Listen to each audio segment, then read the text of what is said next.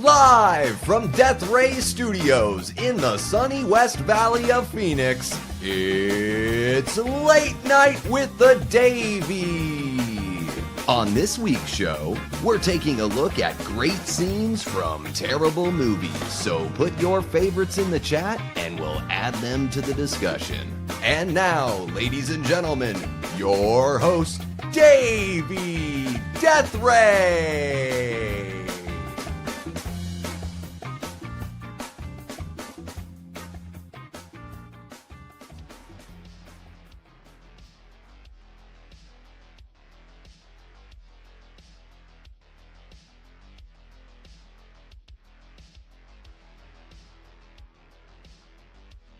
Am I muted? Holy cow, now I'm not muted. How about that? Welcome back to the channel, everyone. Davey Death Ray here. Yes, the return of Late Night with the Davey. I know that I took a couple weeks off, but even if I can't have a guest on, I am dedicated to making this work on Wednesday nights, and we'll just pick a topic of discussion where I get to kick it with you guys for an hour and a half or so, and we just hang out and have a chat. So yeah, tonight we are going to take a look at the greatest scenes in terrible movies. So I've got some lined up here. I'm just going to get the little banner going there. Boom, there we go. It looks so much nicer with that. So yeah, we're going to take a look at some great scenes in terrible movies. I've got, I think 7 or 8 lined up here, but I'm also curious to know what you guys think. Like, what are some scenes? It can be a favorite scene of yours in a movie you don't really enjoy, or it can be a scene where you're like, dang, that scene's really good, even though I don't really like this movie.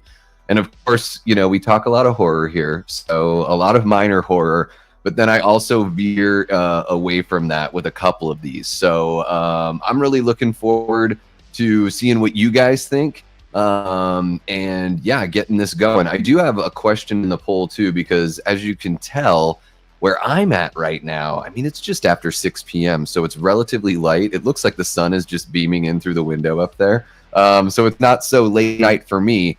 I think I've asked you guys this before, but we've always got new people coming in, so I'm curious to know, do you prefer a 9 p.m. Eastern start to Late Night with the Davey, or do you prefer something a little later, like 10 p.m.? Yeah, I think with 10 p.m., maybe there's not as much overlap with other people in the community streaming. So whatever, let me know in the poll, and I will take a look at that as we go on through the night. But yeah, of course, we are going to talk a little Val Kilmer before we really get going here. But I do want to say what's up to everybody in the chat before we get going with the agenda here. Looks like we've got 16 or so people hanging out. So let me just say what's up to everybody. We've got Lamontre Gillard. What's happening, Lamontre? So good to see ya. Mr. Chester Franklin Jr. What's happening, Chester? We got Jason from Backtrack Cinema. What's happening, Jason? Hope you are doing well.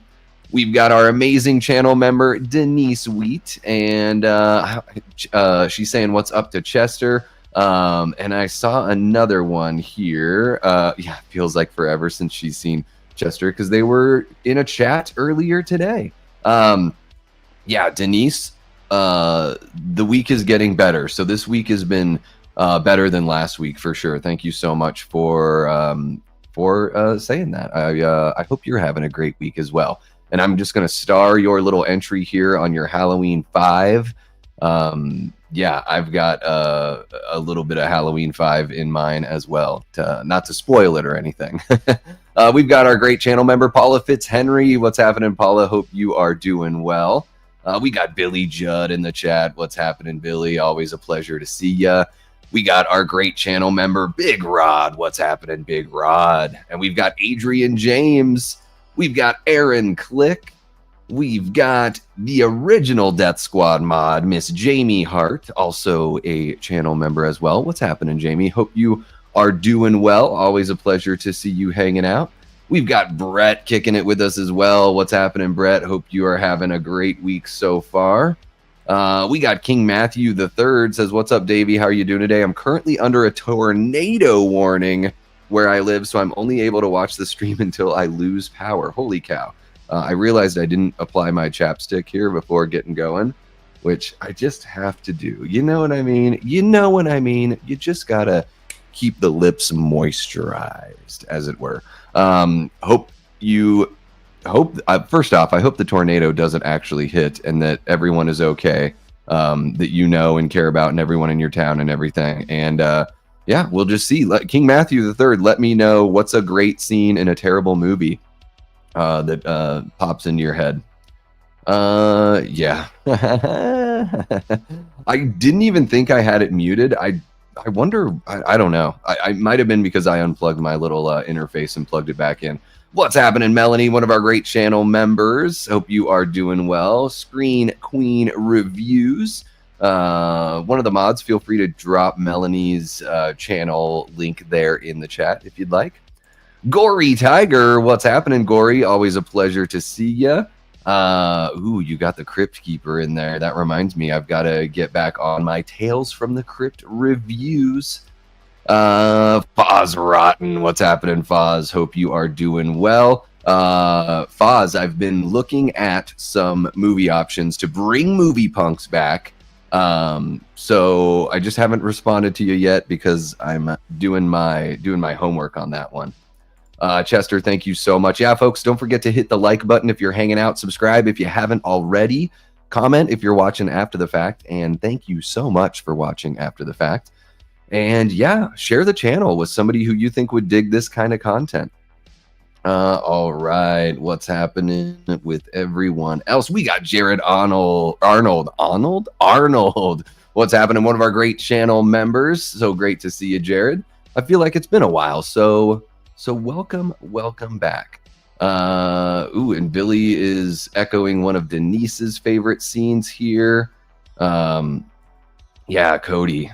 It's a heartbreaker, man. We'll talk some Val, and we'll celebrate some of the great performances. So yeah, I mean, guys, if you want to drop in some of your favorite Val Kilmer performances or moments, I'm not going to act like I've seen every single movie he's ever been in, but there are quite a few that I really enjoy. And Cody's one of our great channel members and Death Squad mods. Hope you're having safe travels there, Cody. Yeah, I love when Davey says moist. Who else do we got here? We got Tyler Adams. What's happening, Tyler? So good to see you, my guy. Hope you are doing well. There's Mel's channel there. Booyah, there it is. Let's see here.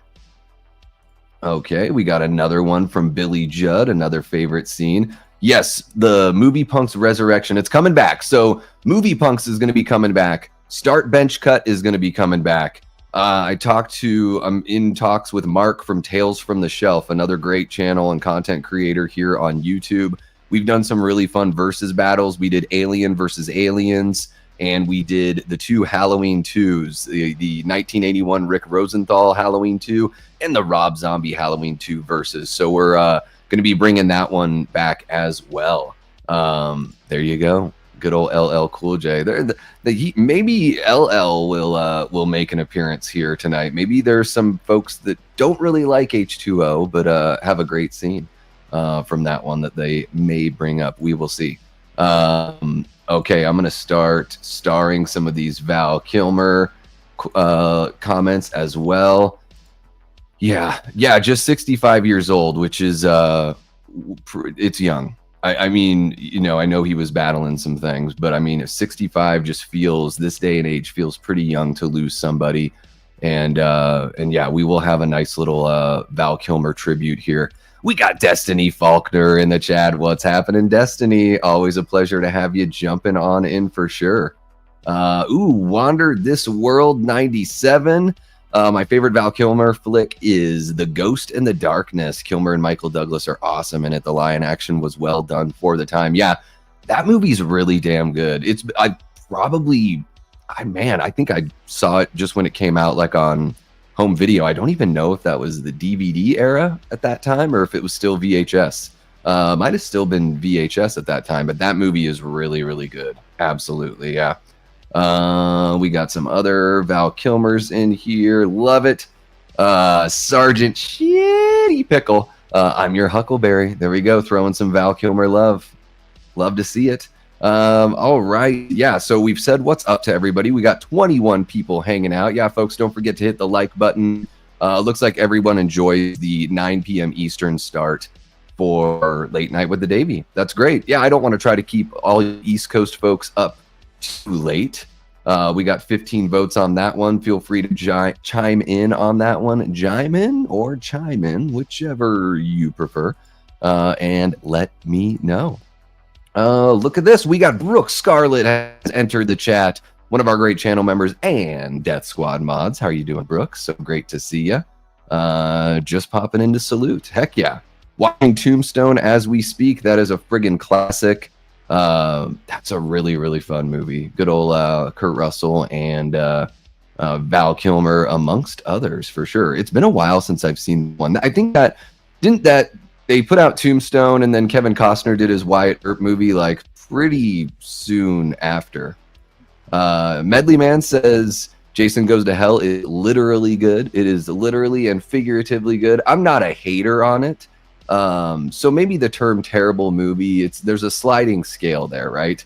I would say a lot of people who are fans of the Friday the 13th films don't have the nicest things to say about Jason Goes to Hell. So we'll get into that because there's a scene in there I really, really love. Let's see here. I think we've said what's up to everybody. So yeah, guys, let's jump into a little Val Kilmer talk. Yeah, I mean, as a kid, obviously Top Gun is the one that sticks out to me as a great performance of his that I remember from my youth, for sure. I mean, the asshole kind of character that you hate to love, and then the character has this amazing arc, like Iceman, giving Maverick shit throughout the entire movie, and then at the end of it all, they become buds. It's really, really, really great stuff there. I'm gonna grab some of these starred comments as well. Jamie brings up Wonderland, such an underrated gem. Yeah, that movie is pretty. I really enjoyed that one. That's a crazy story with the whole, John Holmes being wrapped up in those murders that happened. I believe it was in Hollywood, right? And man, Lisa Kudrow is in that movie. She's really good. She puts in a pretty awesome dramatic performance there, which is, especially at the time, was pretty rare for her. Man, Jamie, another underrated Val Kilmer gem from around that time. It might have been a little bit before. I'm not sure. The Salton Sea. Have you guys seen The Salton Sea? I need to watch it again. It's been a long time, but I remember absolutely loving his performance and that whole story. I don't want to get in, if you guys haven't seen it, I don't want to say anything and spoil the story, but it is a really, really awesome Val Kilmer performance. A great film, a really, really cool, interesting way of telling the story in The Salton Sea. And, especially at the time for him, one of those performances that seemed like it kind of came out of nowhere, because he had these little, ups and downs, little peaks and valleys in his career. Foz says Real Genius is one of my all-time favorite movies. And, Foz, I think I've only seen Real Genius like on TV. Maybe playing it on either USA or like Comedy Central back in the day.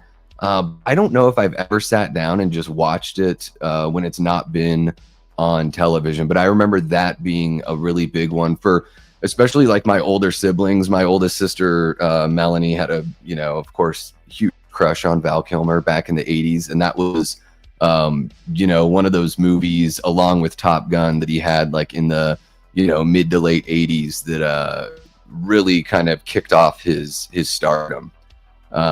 Yeah, Billy, he was awesome in Top Gun. Mad Mardigan from Willow. Tyler says it's one of his most quoted movies when he was an 8-year-old. Yeah, I watched that movie a handful of times as a kid and haven't returned to it in a really long time, but another very charming performance there, from Val, for sure. Let's see here. King Matthew says my favorite Val Kilmer roles are Top Gun and Tombstone. Yeah, man. Tombstone, playing Doc Holliday in Tombstone, that is such a standout performance.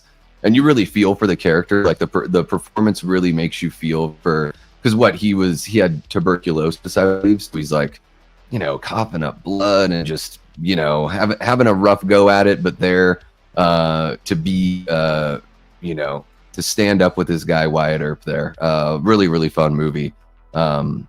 Great Western. I'm not even the biggest like Western guy, and I really love Tombstone. A couple that stand out to me, of course, The Salton Sea. Every movie you guys have mentioned. I think my favorite Val Kilmer performance, or maybe my favorite Val Kilmer movie performance, is probably The Salton Sea.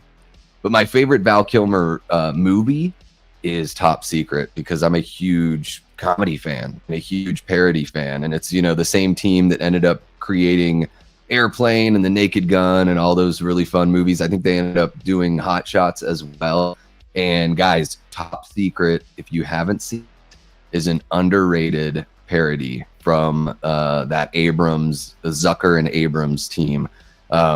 Really cool, like kind of, he plays sort of like an Elvis character that gets thrust into World War II on like a rescue mission to save like this very important scientist, and it's just a completely absurd film. There's musical numbers in it which are awesome. They do I think they do like Tutti Frutti, but then they also do like actual parody songs that are really, really fun as well and hilarious. Whole bunch of great sight gags. There's like dance numbers in this film. There's an underwater like fight scene where there's like, they've actually set up like a old Western kind of like bar, like a saloon in the water, and there's this fight scene underwater that's just amazing. And another standout scene for me in that movie is there's a scene where they shot everything in reverse and then reversed the film, and there's a whole bunch of great little sight gags in there as well. And I would be remiss if I didn't bring up Heat. I know that Heat's got to be brought up somewhere. I'm sure Cody Snyder's probably brought that up as well.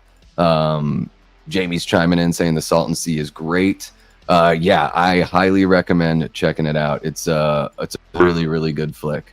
At First Sight, Tyler, I have not seen that movie, but I do like Mira Sorvino as well. She's really damn good. Hey, you can be my wingman anytime as well, Foz.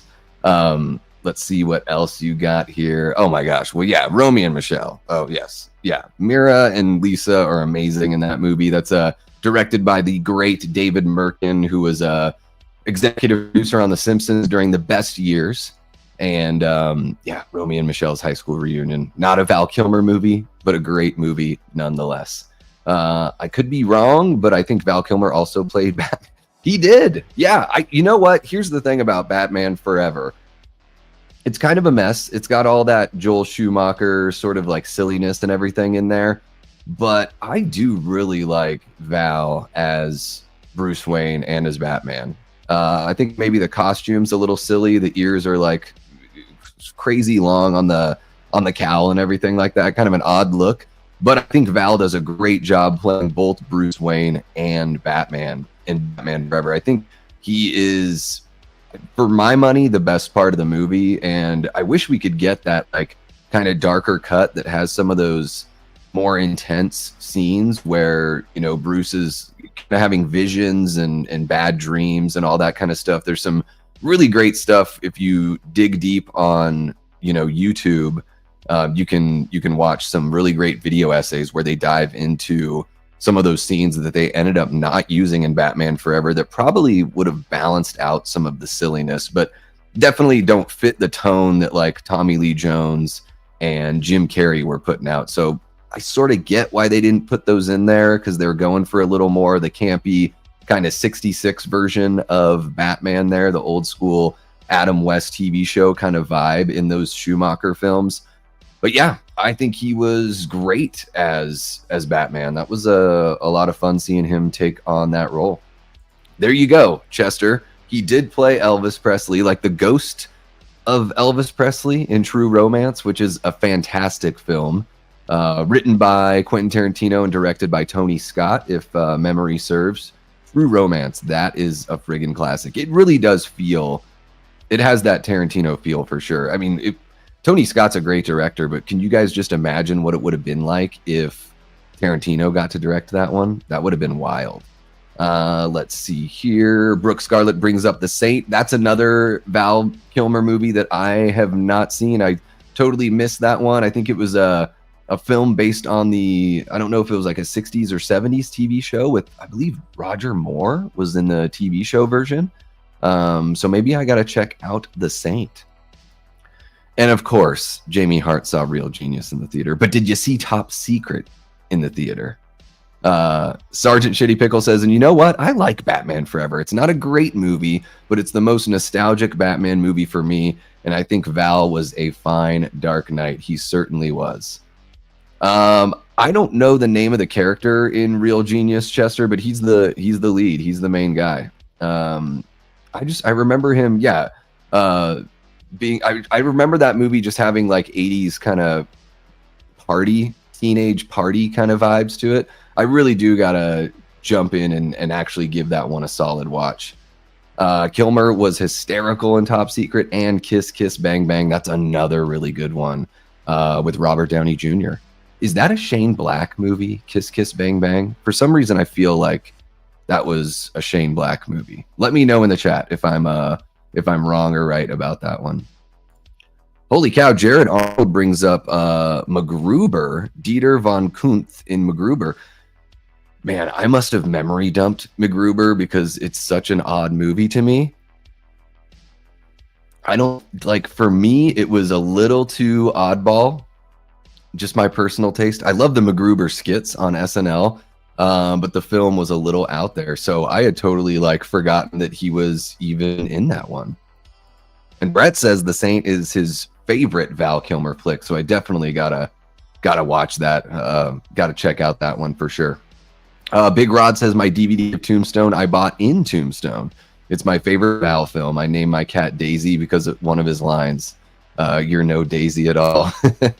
That's a lovely tribute there, Big Rod. Hell yeah. He plays a nerdy college kid in Real Genius. There it is. I wonder if they will play Kiss by a Rose is a good track. It's a good track. That Batman Forever has that was like an era where I remember not only was Kiss by a Rose a huge hit from that soundtrack, but also U2 had that Thrill Me, Kiss Me, Kill Me, or whatever that song was called. I'm not the biggest U2 fan, but another single from that film that was big stuff. Let me see here. We got Erica jumping in, one of our great channel members. What's happening, Erica? So great to see ya.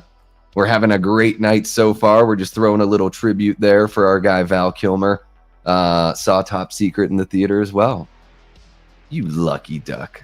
Yeah, that's one of those movies that I probably watch Top Secret maybe once every other year, something like that, when I make my round through all those parody movies that I love so much. We got Batman Forever is Dope from our guy Joel from Dark Room Reviews. Check out his channel if you want some more movie review action. And holy cow, there it is. Yeah, Jamie. Yeah, I had totally missed that one too. I can't believe no one has brought up The Doors. I love that movie. That's a great Oliver Stone flick. I don't think man, he looks so much like Jim Morrison. It is pitch perfect casting, and he plays him so well. Just that kind of drunken poet that Jim Morrison was. He's really got the look. That is a great movie. One of the Oliver Stone movies that's not as out there as some of his other crazy stuff, like Natural Born Killers, where it's almost like every scene in Natural Born Killers has some effect put over it. Yeah, absolutely. Yeah, it's we were talking earlier. Of course, he was, battling some illnesses and everything. Awesome performance in Top Gun Maverick, by the way. And they really worked in that real life kind of feel. So it's almost like Maverick was this really great, living tribute to him, to his character and to him as a human being. So that's a really, really sweet tribute there that they had for him in that flick. Joel, I recommend checking out The Doors. Especially if you're a fan of the band. I've never been one of those like crazy, like some people are like completely obsessed with Jim Morrison. And I guess I can understand it from a certain perspective. I always just really love their music. I've been listening to The Doors since I was in like, I don't know, 4th or 5th grade. The very first needle I ever dropped on a vinyl was the Strange Days record, side B of the Strange Days album by The Doors. So yeah, Joel, if you're a fan of The Doors music, it is a really good, biopic just about, a lot of it's focused on Jim, but of course the band and how they got their, their whole rise to fame and everything like that.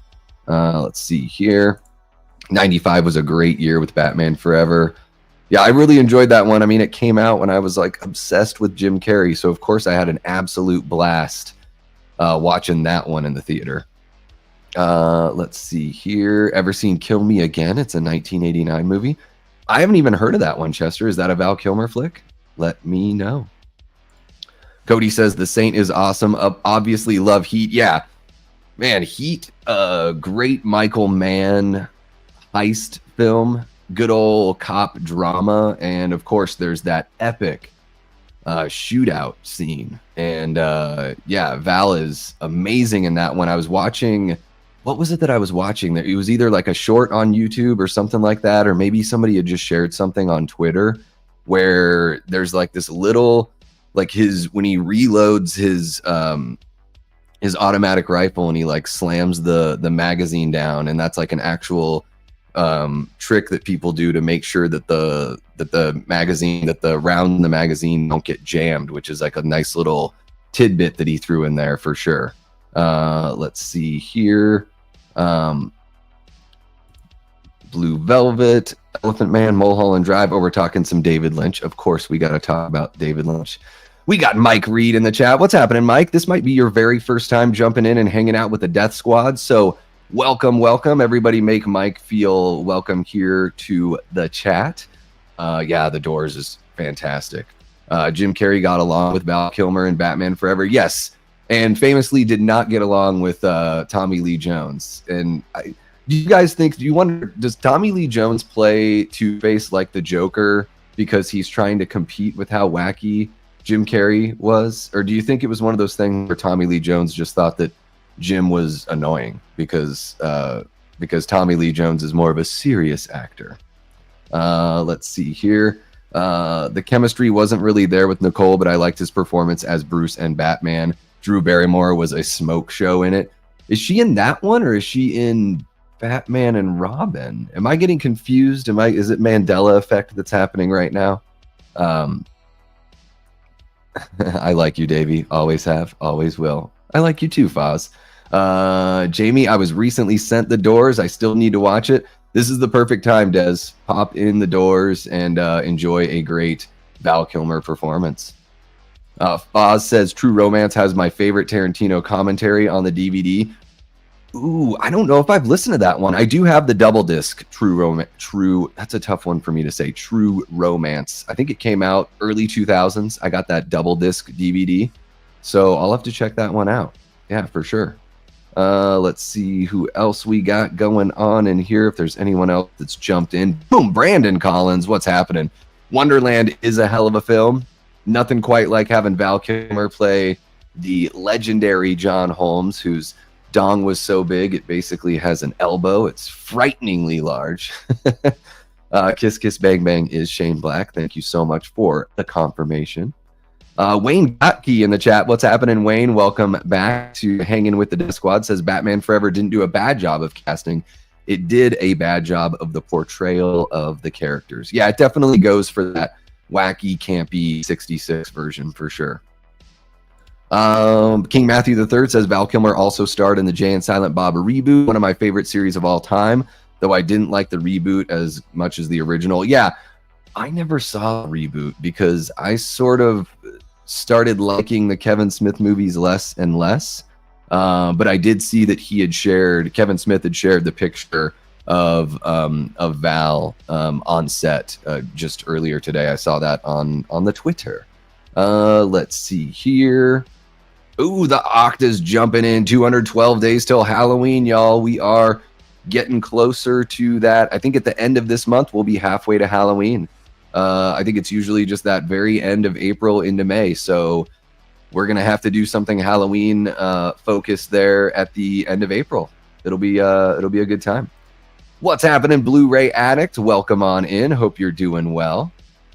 Hope you are having a great day so far. We got Jeff from John Doe Juggalo, another great content creator here on YouTube. Check his channel out if you haven't already. Hope you're having a good week so far there, Jeff. Let me just make sure I'm not missing anyone else. Melanie has never seen Top Secret.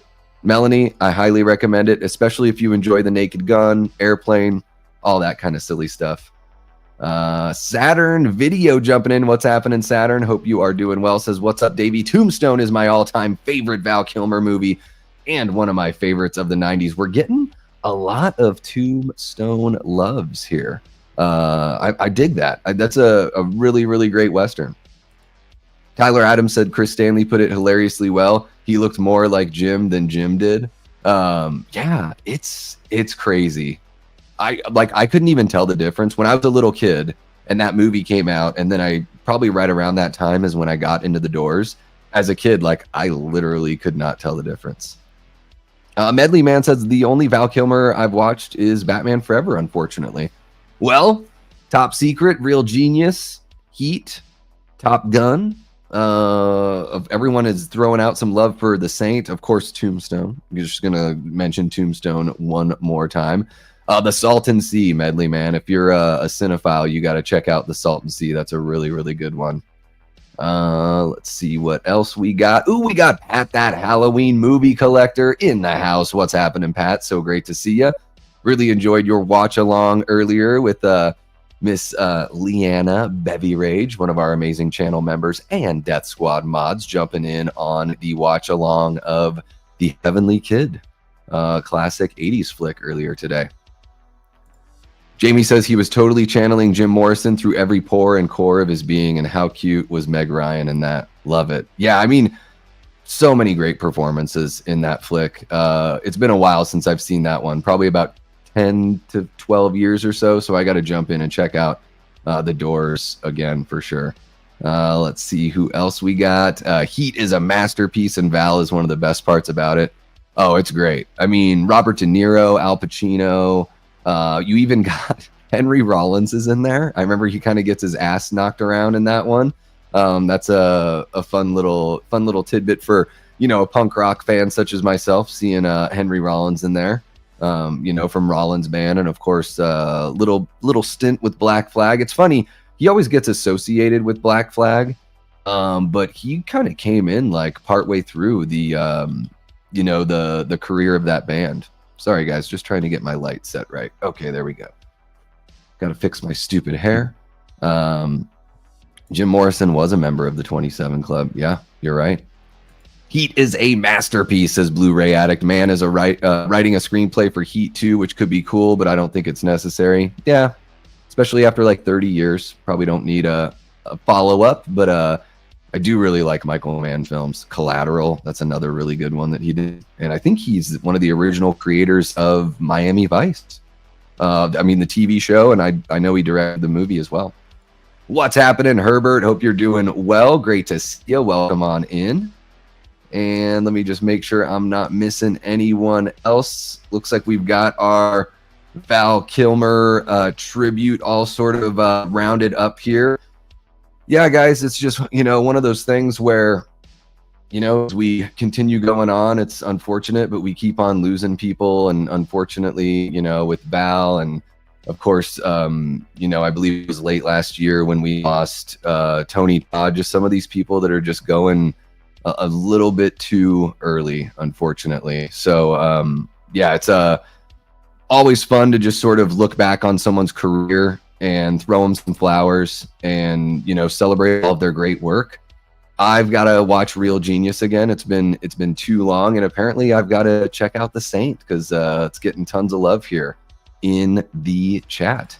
All right, guys, so let's jump into the heart of the matter here. We are talking great scenes in terrible movies. Now, let's go ahead and put terrible in quotes just so no one thinks that I'm trying to hate too much on these flicks here.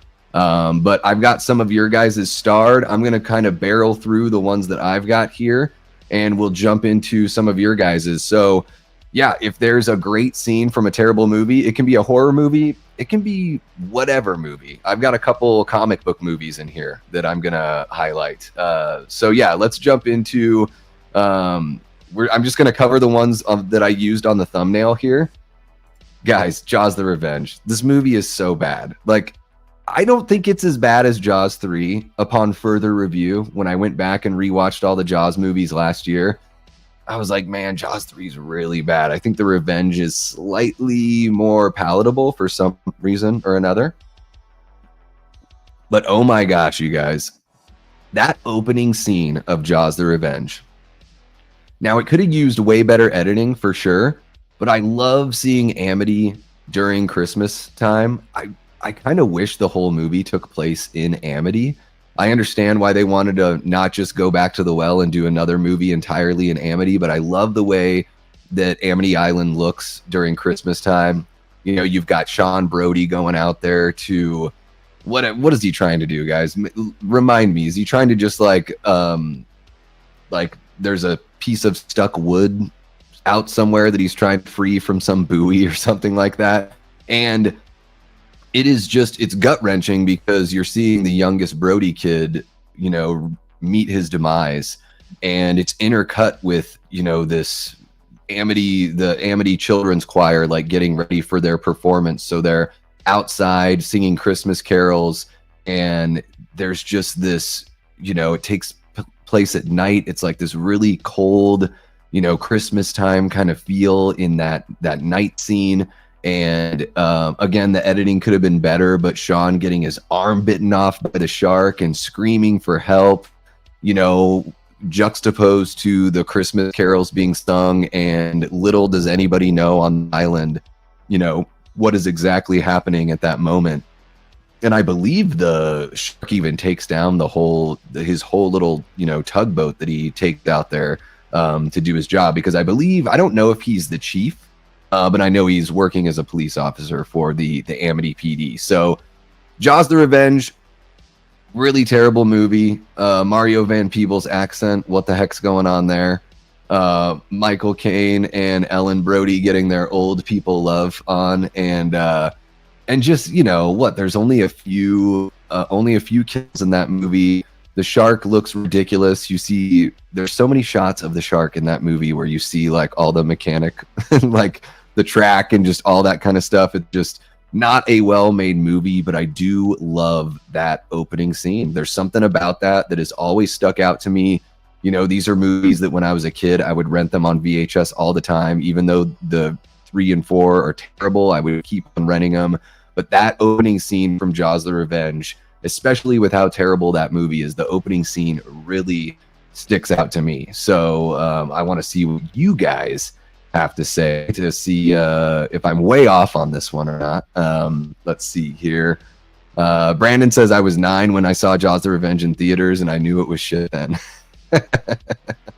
Yeah, I didn't. I was such a hopeful little, you know, such a positive little movie watcher when I was a kid. I just love anything with tied to Jaws, you know. And that was, you know, right when the video game came out on the NES, which I know is an LJN game. It's a really, really simple game. It probably could have just been a game on the Atari, but I do love that Jaws the Revenge, or I think it's just called Jaws, the video game. But yeah, not a great movie by any stretch there. Matt Arnett is in the chat. What's happening, Matt? So great to see you. Hope you're having an awesome week so far. And Matt says apparently Dennis Quaid was coked out of his mind during Jaws 3. Yeah, that is the story, and it shows. It definitely shows. He's very like high energy and wild-eyed that entire flick. And I kind of like his performance in that movie. I just don't really enjoy the movie very much. King Matthew III says, I actually like Jaws the Revenge. It wasn't as good as 1 and 2, of course, but Jaws 3 and 4 were good films too, in my opinion. Hey, more power to you. Yeah, lived for 3 films, played by 4 different actors, and meets his demise in a great scene in a terrible movie. The shark does roar at the end. It's all true. It is true. Luckily, the shark doesn't roar the entire film. Matt says they were actually going to have Jaws the Revenge be a voodoo flick and say the shark was under a curse or something. Yeah, that is in the novelization. There is, yeah, some sort of like witch doctor or something like that. It's like a voodoo curse, and that's why the shark not only follows the Brodies to Jamaica, right? It's Jamaica, or no, the Bahamas. Not only does the shark follow the Brody family to the Bahamas, but the shark is probably swimming hundreds of miles an hour to get there within that like day or two. Let's see here. What else we got going on there? Guys, am I wrong about Jaws the Revenge, the opening scene? I think it's awesome. Like, I really dig that opening. Like, for my money, I could just watch that opening scene, everything in Amity, and then just turn off the movie and act like I watched the whole thing. Yeah. So that's my very first one is Jaws the Revenge, the opening scene. And then we've got Halloween 5, The Revenge of Michael Myers. This isn't going to come as a surprise, but there's the whole scene with Loomis where he talks about, how he knew that Michael was so evil and he wished that he would go to hell, but he knew that hell would not have him. It's a standout speech in that film. It's easily the best moment in there. Halloween 5 doesn't have a lot going on for it, doesn't have a lot going on for it, really. But I do love that, one of probably the last great Donald Pleasance as Dr. Loomis scene there in The Revenge of Michael Myers. And you know what? I actually really like the scene in the farmhouse, like in the barn. That's one of the only times in the movie where I feel like there's a little bit of tension there, with the love making and finding kittens. I'm a softie for kittens, so I like that scene as well. But yeah, for me, in Halloween 5, I have such a tough time with this movie. I know there are some people out there in the community that really love it. Shout out to Nick from the Lost River Drive-In. But for me, once they get to the part where Michael's chasing the kids in the car and Loomis is telling Michael to go home, I'm ready to shut the movie off. I can't take 25 more minutes of the film after that. But I do really love, that Donald Pleasance monologue there as Dr. Loomis. Just really, really great stuff there in Halloween 5. And Denise earlier, she put in here with Halloween 5, she likes when Tina's boyfriend, Michael, gets killed. What a jerk. His final scene. He gets what is it, a garden weasel to the head? Is that what I'm sure there's an actual term for that tool. There's a weird like kind of jump cut in there. But hey, speaking of the boyfriend, I mean, when Myers replaces Michael, the boyfriend, there is a really nice tense scene in there where he's wearing the brute mask in the car and Tina is just sort of having this weird moment with him.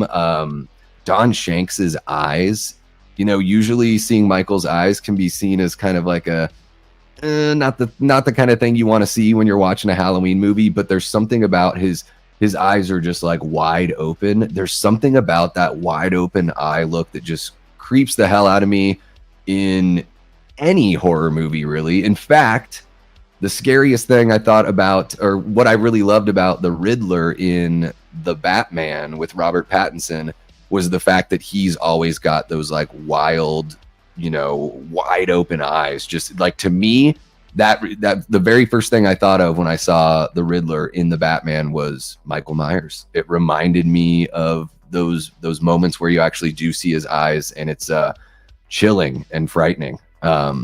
So Halloween 5, The Revenge of Michael Myers. Not much there. We got the Tina with Michael in the brute mask scene. I do like the barn scene as well, and of course Dr. Loomis's last great speech. He's got some good moments in Curse. I enjoy Curse, but I think his last great, just dive into the psyche of Michael is something in Halloween 5 that always stands out to me as a great moment there. So I'm going to jump back in and see what you guys are saying here. I think Tina in Halloween 5. Well, the actress didn't get to write the script. I don't know if the bapada was in the script or not. But hey, I'll say this about her. She's a beautiful actress, and you know, you can only work with what you got right there. Matt Arnett says Halloween 5 is probably my least favorite, if for no other reason other than that damn Billy kid. Cookie woman, shut the hell up, kid. Yeah, cookie woman. Denise says, I like Halloween 5 and will watch it often, but there are things that really annoy me. Ooh, Herbert brings up a good one that I've missed. See, here we go. This is why we've got you guys in the chat, and this is why I asked you to share your favorites, because I'm going to miss some of this stuff, right? So I love having you guys here to chime in and remind me of what I'm missing. Yeah, the laundry chute scene. Okay, so here we go. So look at me talking smack about Halloween 5. And we've been able to come up with about 4 or 5 scenes here that we actually do really enjoy. The laundry chute scene is pretty tense, for sure. Great performance by Danielle Harris there. And yeah, I mean, you really think that Michael might get her. Yeah, that scene is pretty intense. And I think Danielle might have even gotten nicked by the stunt knife on that one. There's a little bit of a cartoony thing though, where she kind of uses the knife to like boost herself up. I don't know how realistic that is, but I do really enjoy the tension there for sure. In that scene in Halloween 5. Yep. Yeah, that is the opposite. That is a bad scene in a terrible movie. Killing off Rachel is unforgivable. I thought the Man in Black was mysteriously interesting. Yeah. Yeah, I think the Man in Black, unfortunately, they just didn't really know what they were doing. So it was like this Easter egg without any plan from Dominic Othenin-Girard, the writer and director of the film. So he puts the Man in Black in there, but sort of does the J.J. Abrams kind of thing of like, I have no real plan for this. I just think this would look cool. But yeah, Halloween 5, we're finding out it's got some scenes we really enjoy. Another one that Jamie hasn't seen in so many years that she remembers nothing. Well, maybe this year would be a good year to revisit it, Jamie. Maybe. I think so I've watched these movies like once a year. So I've sort of reached the end of my rope with Halloween 5 in a lot of ways. But if you haven't seen it in a really long time, I think it's totally worth jumping in and checking it out for sure. Let's see here. The laundry chute scene was like Jamie Lee in the closet. Yes, very, very similar for sure. Halloween 5 is frustrating because it gets right to the cusp of being a really good entry in the series, but ultimately just doesn't get there. Yeah, it's just got some things, you know, I think Jamie being mute for a bulk of the movie, I sort of understand why she would be that way, but I think it's a shame to have such a great performer like Danielle Harris and not allow her to, you know, to literally use her voice. Although I will say this, you know, when she has to mime and she's showing her anxiety and trauma and everything, I think she does do a great job there for sure. Destiny says, I do like Halloween 5, but I have a soft spot for really all of them. I mean, it's my favorite slasher series, Destiny. So I'm kind of right there with you. Again, I will watch the movie at least once a year. Sometimes maybe I'll even watch it with the commentary on there. There's on the Blu-ray on that box set, there's a couple different commentaries. So I think, Danielle or am I thinking of Halloween 4? But I am pretty sure there is a couple commentaries there. So Dominic Othenin-Girard does a commentary, and I believe that Danielle Harris is on a commentary track as well. Brandon Collins says, I have nostalgic love for Halloween 5. It's one of the 3 films in the franchise that I consider to be genuinely bad movies, but I find a lot of enjoyable moments in it for sure. Yeah, I think that's the thing is there are, you know, the people that love this movie. There's the enjoyable moments, of course, like you're saying there, Brandon, and then there's also people that do really like that kind of, you know, kind of giallo-ish feel. Although, like, to me, I only get that a little bit at the beginning. There are some cool Michael moments where he's stalking Rachel. I do wish that Rachel at least made it to the end of the movie if she's going to end up sacrificing herself, or if she's going to end up, you know, meeting her demise at Michael's hands. I would have preferred it happened when she is sacrificing herself to save Jamie or something like that. They kind of like swapped out the Tina role for that. And does Tina die in Halloween 5, or does she make it? We don't even know what really happens with Tina. So maybe they could bring her back in a TV show or something. We'll see. Oh, and Brett says it was a real knife in the laundry scene. Well, that would explain why she got nicked there. Let's see here. What else you guys are saying? Jaws and Halloween were my go-to franchises as a kid. So anytime there was a marathon for either, I was sat in front of the TV. Yeah, Des, me too. I'm right there with you. Those are two of my favorite franchises as a kid. When I first saw, Halloween 2 was my first experience watching any of the Halloween movies, and it was on television, and I was like 9 or 10, something like that, when I first saw that movie. I've been watching Jaws since I was probably like 5 or 6. Probably right around the time Jaws the Revenge came out is when I got into the whole Jaws franchise. But yeah, I was one of those as well, where anytime, around Halloween, I'd put on the USA Network and watch those movies. Any Friday the 13th, again, USA Network, because they would run a marathon all weekend. So that was like my first foray into slashers and all that stuff, was seeing the edited versions on television. But son los mismos, as they say, Des. Right there with you. Jamie doesn't even own copies of 4, 5, and 6. Jamie, you should get that Blu-ray, right? You could probably get that. They did like a smaller version of the Blu-ray. I think it was Shout Factory releases. I think that's worth getting, and you probably get it for not very much at this point, especially now that they've made subsequent films. Let's see here. In front of me, TV. Hey, you know what? Don't worry, Des. We all get a little excited when we hop in the chat, right? Okay, so yeah, we've talked about Halloween 5 there. Jason Goes to Hell. So, with Jason Goes to Hell, I do really like the opening. I'm not super pumped on the look of Jason in that movie, but I do like how they sort of trick you into thinking that you're just watching, some helpless random woman going to a cabin at Crystal Lake. She's quite the looker, hopping in the shower and everything. Of course I enjoy that. So that opening scene stands out to me, but really the scene that I'm thinking of when I think of great scenes in Jason Goes to Hell, and you guys may disagree with me here, I love that whole like diner scene, that diner massacre. The slow motion, I thought, was a really good use of slow motion there. Shout out to Adam Marcus for that.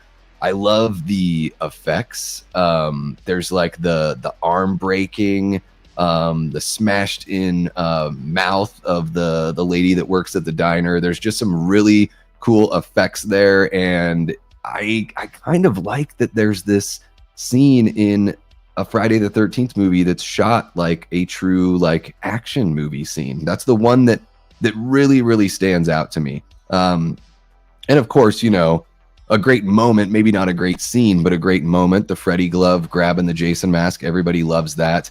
And I do really like how I'm not a big fan that they like tried to make Jason a Deadite. You guys know that I love, Evil Dead's like my favorite horror movie franchise.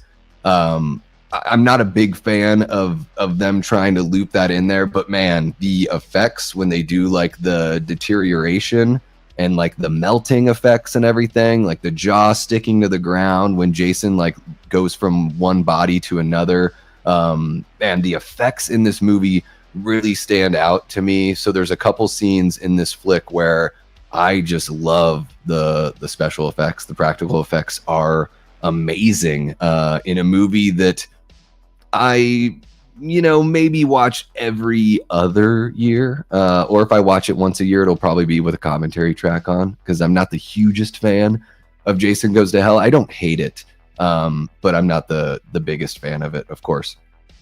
Let's see here. Melanie asks, random question, but I have never owned physical copies of movies. Is it worth starting now with Blu-rays? What do you guys think? I think it is. I'm not the biggest... there's a lot of channels here on YouTube, Melanie, that they're all about like that, collecting that physical media. And for most of my life, I carted around and carried around so much physical media with me, VHS, DVDs, Blu-rays, all that stuff. And I kind of whittled down my collection as I've moved and moved all over the friggin' place. I do think it's worth it for like the movies the movies you really love, you want to make sure you can watch them whenever you want to watch them, right? You don't want to have it be dependent on a streaming service carrying the movies that you want to watch, especially because they find a really tricky way of not having those movies available during the time of year that you want to watch them. Like you will notice around, Halloween time, there may be a couple of those Halloween movies that are out there on the streaming services, or they may be spread out amongst, multiple streaming platforms. So I would say if there are movies that you're just like, I absolutely want to, have this in my collection, I think it's worth it with Blu-rays. Steelbooks are a lot of fun too. If you just like having, like I'm a big vinyl collector, Melanie. So like, I love having like big physical media. So the things that I really love, I do want a copy of. So I would encourage you to start collecting, but by no means should you feel like you need to be buying every single movie out there. I know at least strictly speaking for me, I just can't afford it. So I don't. Herbert says, I only liked the nudity in Jason Goes to Hell. Fair enough, Herbert. Fair enough. Saturn says Jason Goes to Hell is low-key my third favorite Friday. It's just hysterical to me, and I love every minute of it. Hell yeah, man. That's awesome. I know Ken from Sledgehammer Horror is a really big Jason Goes to Hell fan and defender as well. King Matthew says, I think Jason Goes to Hell was an okay movie, and I think it sets up Freddy versus Jason as well. I could be wrong on that, so you'll have to correct me. It does. It took him a long time to get to Freddy versus Jason after this one. I think even Jason X came out in between. And I don't know if I don't think there was a Nightmare movie in between. That dagger was like the one in The Golden Child from 86. And it's I think it's the same dagger and Necronomicon from Evil Dead. Is it Evil Dead 2? If I'm not mistaken, like Sam Raimi actually lent the props to Adam Marcus, which is pretty cool stuff. Matt says, I haven't watched Jason Goes to Hell in years. I like that they tried something different with it from what I remember. They certainly do that, and that's what I appreciate about the film, is that they are trying something different. It's pretty out there, but yeah, the standout scenes to me, love that opening scene, love that diner massacre, and of course just all the practical effects. And I think the main character is his name Steven.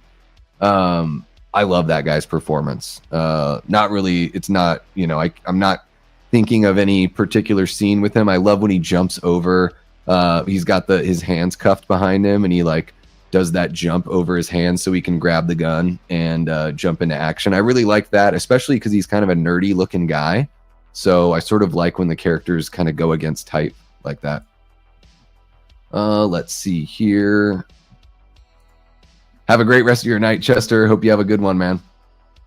Somewhere I have the Ash versus Jason and Freddy graphic novel stashed away. I've never read that one, Matt. I've got to check that one out for sure. Adam Marcus said he put the Necronomicon book in Jason Goes to Hell for the explanation of why Jason keeps coming back. Yeah. Ooh, Melanie. What kind of vinyl do you collect? What kind of music are you into? I'm kind of all over the place, but I'm a huge punk rock fan. So I've got a lot of punk rock vinyl, but I have a huge John Carpenter collection, of course. And vinyl's made like such a great comeback that I have a bunch of really nice like double vinyl that I love. Yeah, that's my physical media addiction for sure, is vinyl. Man, Matt, this sounds similar to kind of what I've done. Is I had so many awesome VHS tapes that I just ended up getting rid of because, man, VCRs just became obsolete, and I never really thought they were going to make a comeback. So here I am. Don't I look like an idiot? Let's see here. Yeah, you got it. Start with your favorites for sure. Like there are just those handful of movies where I'm like I need Mallrats, had to have it on Blu-ray.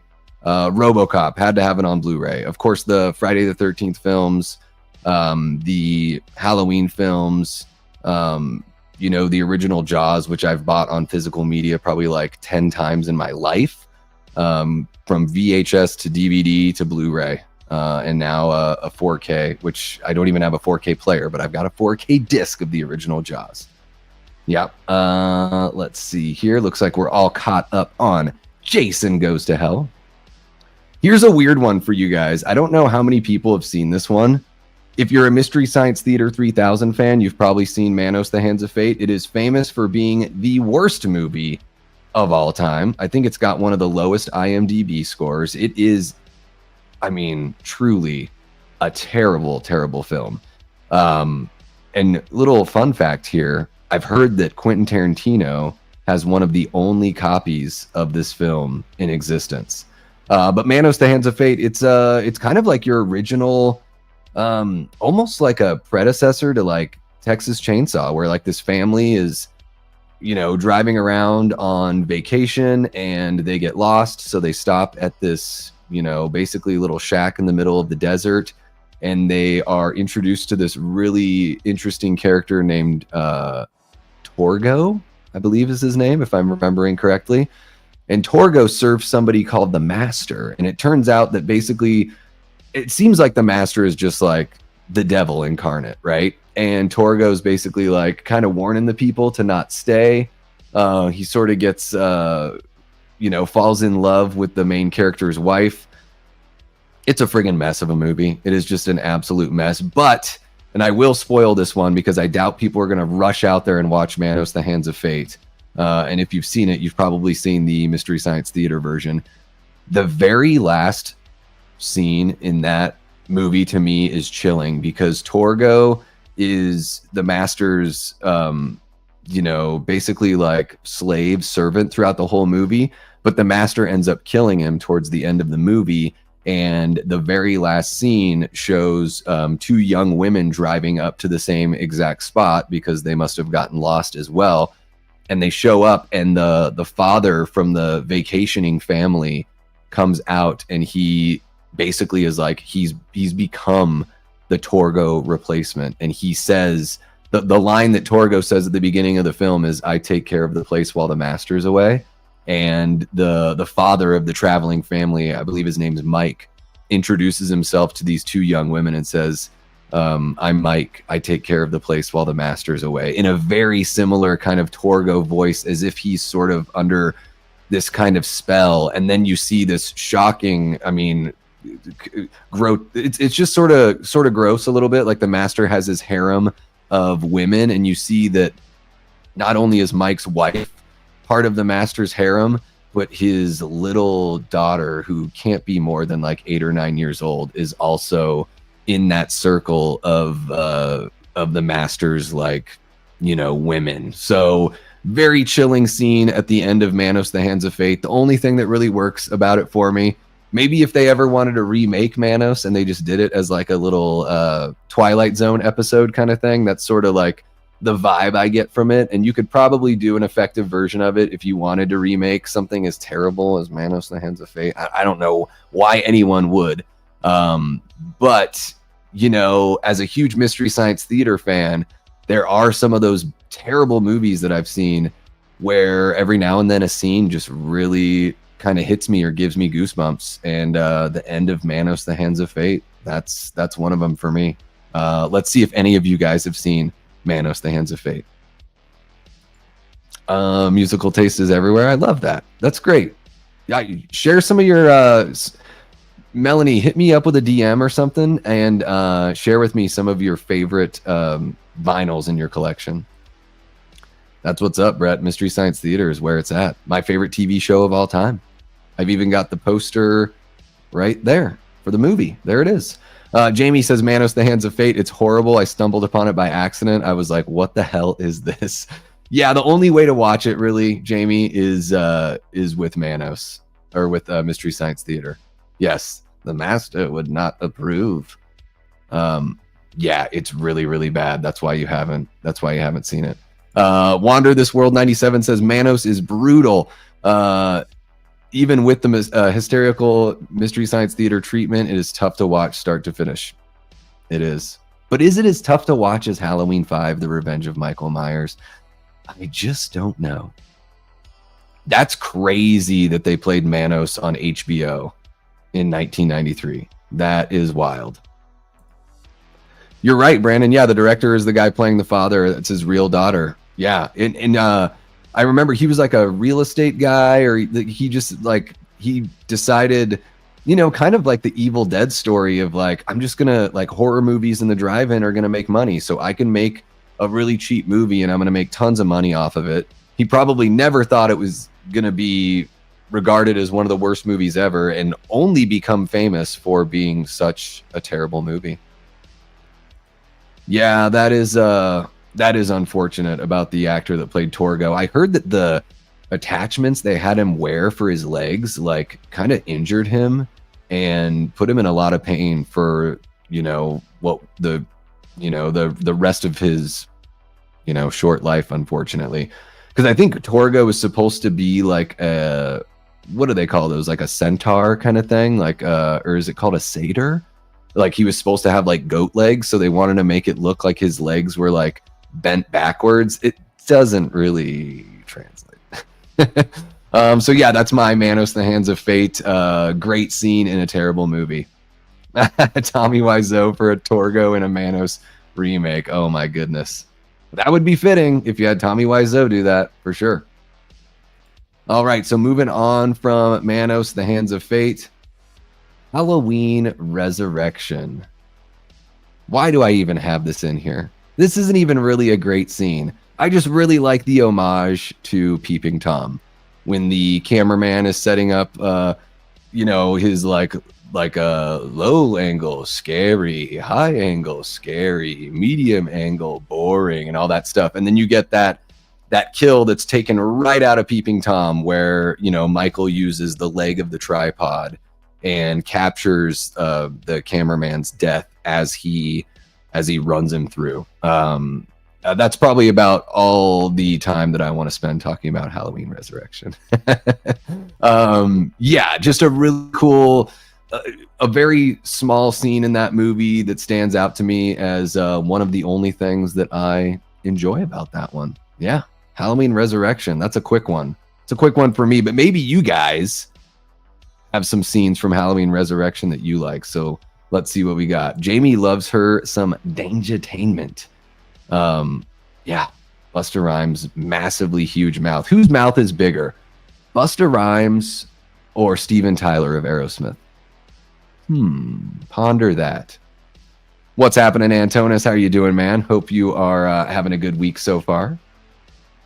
Melanie says, I don't think Resurrection is terrible, but it's certainly not good. Yeah, it's, I will say this. So, veering away from just like the one scene that I like in there, every now and then, Michael's mask looks pretty good. Every now and then, but it's all about the lighting, because I don't think the mask is that great overall, but there are a few shots in Halloween Resurrection where the mask works for me. Just a few, though. You're tearing me apart, master. It's great. Let's see here. Brandon says Resurrection is god awful, but I'll watch it 10 times in a row before I ever watch Rob Zombie's Halloween 2 again. Oh no, I love Rob Zombie's Halloween 2, but I totally get it if you're not a fan. I don't know when the last time you watched RZH2 was, Brandon. I highly recommend giving it another shot if it's been a while. And even though I don't like the end in the director's cut as much as the theatrical cut, I love everything else about the director's cut so much more than the theatrical cut. So I will say that about RZH2. And if you go on over to the Drum Dumbs channel, Lee, myself, and Nick from the Lost River Drive-In back in August, we celebrated 15 years of RZH2. So if you want to hear the full pitch on why that movie deserves another chance, that's a video you could go check out over on the Drum Dumbs channel. All right. T. Parker says, I only enjoy the rendition of the Halloween theme, so only the opening intro and end credits are the best parts of the movie for me. I do think that the score is one of the parts of Resurrection that does work for sure. I've noticed that as well. I don't think, T. Parker, you and I might be the only ones that really feel that way, because I haven't seen or heard of anyone really, throwing any flowers to the rendition of the score in Resurrection. But it sounds like you're a big music guy, and we're like, you and I are very locked in on our opinions of Well, especially the Halloween scores and soundtracks. He does have a big yapper, doesn't he? I saw Resurrection in the theater and never again. Oof. Yeah, I gave that one a miss in the theater. I don't even think it came to my hometown. I grew up in such a small town. So I saw H2O in the theater, but Curse of Michael Myers didn't even come out in the theater in my tiny hometown. Tyra Banks with her dancing and her cappuccino in Resurrection isn't a bad couple seconds. Really odd though, right? It is. It's very like, well, I guess we have Tyra Banks. I love the do you guys watch Dr. Wolfula at all? I love that channel. I mean, I'm sure a lot of you guys subscribe over there. His channel is really fun stuff. But in his review of Resurrection, every time they show Tyra Banks, he's like, Tyra Banks is in this movie? Love it. Blu-ray says Halloween Resurrection is 1 out of 5 for me. RZ Halloween 2 is a 4.5 out of 5. There it is. Resurrection is so fun though. I will agree with that, but when we're talking scenes that like really stand out to me, I can really only think of that Peeping Tom homage. But yeah, I mean, I think there's some fun moments here or there. I'm not really sold on the final girl, unfortunately. I don't really enjoy her performance in Resurrection, which is a shame. I think that even with how bad Resurrection is, if they had just picked a better final girl, that movie could have been elevated a little bit for sure. Yeah, and I don't take it seriously either, for sure. Hard agree, Matt. Hard agree on Knights in White Satin there. And there you go, Medley Man. Yeah, one of the best emotional breakdown movies of all time, especially if you watch the director's cut. Unfortunately, the theatrical cut doesn't really dive into, how serious everything affected Laurie. So you still get a good performance from Scout, but I think in the director's cut, you get the full Monty, as it were.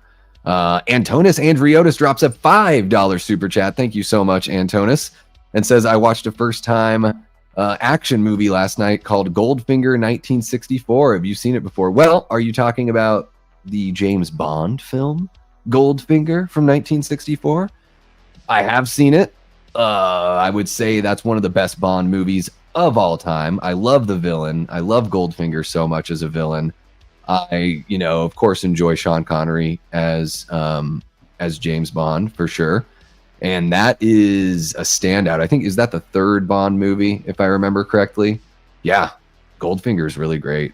I love in Goldfinger that his whole plot isn't to like amass all the gold in the world. He just already has so much gold, and so he wants to basically drop a dirty bomb on Fort Knox and make it to where none of that gold would have any value anymore because it would be radioactive. So then he would be the only person in the world that would like control all of the gold that could be traded. I think that's just kind of a cool, it's not so much about like taking over the world or, blowing something up. It's just that Goldfinger is, a smart businessman. Medley Man says, oh, and by the way, Antonis, thank you again for the $5 super chat. Really appreciate you, man. Medley Man says, my massive gripe with Resurrection is the fact that they create a narrative and then make it filler in service of another one. Yeah, I mean, Resurrection is just, it's a friggin' mess. They were kind of ahead of their time with the first-person semi-found footage aspect of the movie. But yeah, I mean, it's kind of just like a one-trick pony, unfortunately. You're right, Brandon. They did get the Myers house right in Resurrection. Not as good as Kills, for sure. Yeah, the closest it had been at that point since the second film, which I think is the last time you see like the actual Myers house with the mob like throwing rocks at it and everything like that. Yeah, thank you so much. Yeah, love Dr. Wolfula. Tyra Banks is in this movie. So good. If you guys don't follow Dr. Wolfula, what are you doing? He's one of the biggest horror YouTubers out there, so go give him a sub. Yeah, Resurrection's final girl, she's so weak. And then I heard that even her screams are they had to dub in another actress's screams because she couldn't really scream. It's terrible. GoldenEye is Medley Man's favorite because of the video game. There you go. Taking a break from watching first-time horror movies. All right, man. Yeah, well, if you go through those Bond films, you're gonna find some gems in there. Not all of them are standout greats, but there's a lot of fun ones for sure.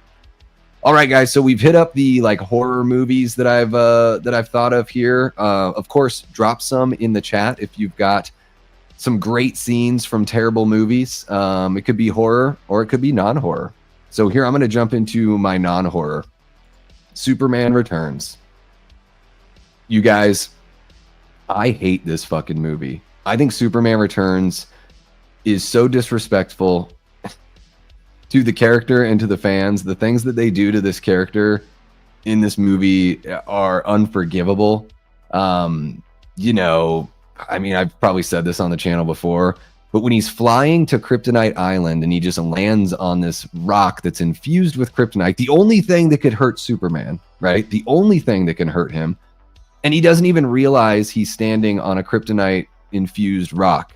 He only notices when he goes to throw a punch and the punch gets blocked. And he's like, but in reality, think about this. If Superman were flying towards an island made of kryptonite, he would get, once he started getting close to that thing, he'd start feeling sick. He'd start losing his powers. He would fall right into the ocean. He would sink to the bottom and he would probably drown and die. Like, let's just be honest, right? And then they go even one step further. They beat the hell out of him. They stab him with the kryptonite in his side. And then even with the kryptonite in his side, you know, they kick him over. He falls to the bottom of the ocean. Again, he should die.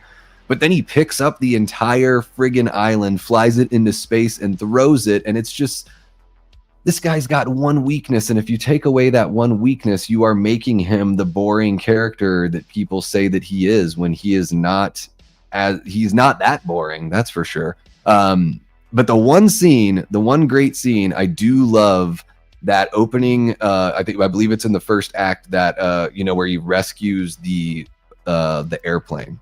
I think it's the subspace flight that they're on with like Lois and all the journalists and everything. And he, you know, there's that really cool moment or really cool scene where he rescues the plane and I think he tears the wings off or something like that and gently brings it down to like this baseball field in the middle of a game. That's like the one moment in that movie where I'm like, this feels like Superman.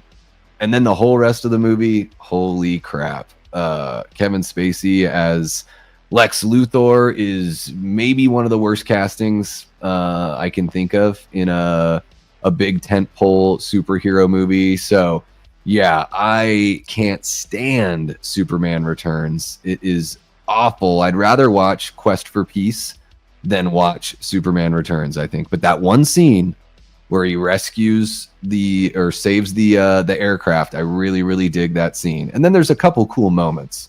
You know, the bullet hitting his eye and like getting crushed. That's a cool moment, but not really a great scene. But I guess if you like Superman being a creeper and like stalking his ex, then maybe that would be a great scene in Superman Returns for you. So let me see here how far off I am on Superman Returns. Here we go. Jamie Hart says, I freaking love Superman Returns. I have the DVD and the Blu-ray Steelbook. What am I missing, Jamie? Am I wrong, though, in thinking that it's totally ridiculous? All of that stuff on Kryptonite Island really, really bums me out. Yeah. Tyler says it's trash. Not sure I even finished it. Yeah, I saw it in the theater because, of course, I was excited to see a new Superman movie. Maybe I've seen it once since then, and that's when I realized, like, oh my God, this movie is just the friggin' worst. Have a great night at work, Matt. Thank you so much for kicking it with us, man. I haven't seen the movie, but isn't your only gripe the Kryptonite Island? It's a huge part of the movie, Medley Man. I also don't like that he stalks Lois and her current fiance and everything. Yeah, Kryptonite Island. Watch it and you'll know just how absurd it is. If you're taking Superman's one weakness and throwing it out the window, then it's as if Bryan Singer truly didn't understand the character at all. Yeah, there you go. Sure did. I guess I don't take Superman seriously either, and that's fine. I mean, if all it is just like a popcorn movie, then no worries. You know, I'm not I'm not judging you, Jamie. I just am judging Bryan Singer and this movie and again, Kevin Spacey, oof, like, sure. And there's that too, Tyler, that these guys are both creeps. Even aside from all of that, like I really did not like Kevin Spacey's performance there. And I think I was like kind of just overseeing Lex in everything that Superman was in. So we'll see how the James Gunn movie handles it. But it's one of those things where it's like, man, even in the Batman movies, that's like if the Joker was in every Batman movie. At least they haven't done that yet. T. Parker says Spider-Man Far From Home felt more like a Disney Channel original movie than a Spider-Man movie. I was so disappointed watching this in theaters. Yeah, there are certain parts of it that I liked. It was, I love Alfred Molina's Doc Ock, so it was really cool to see Doc Ock come back and still have like that redemptive arc being part of his character. I really appreciated that. I'll take all the Willem Dafoe I can get, of course. But yeah, the movie is very like, it gets to be pretty ridiculous at the end, for sure. I don't remember the effects being so bad that it felt like a Disney Channel original movie, but it is very bloated and can get pretty ridiculous. Jamie says, I don't know. I just don't overthink the plot stuff in Superman movies. I mean, he turned the world backwards and time went backwards too. That's true. That's a really good point. That's a pretty good point. But at least in those Christopher Reeve Superman movies, Kryptonite actually does something. At least there's that.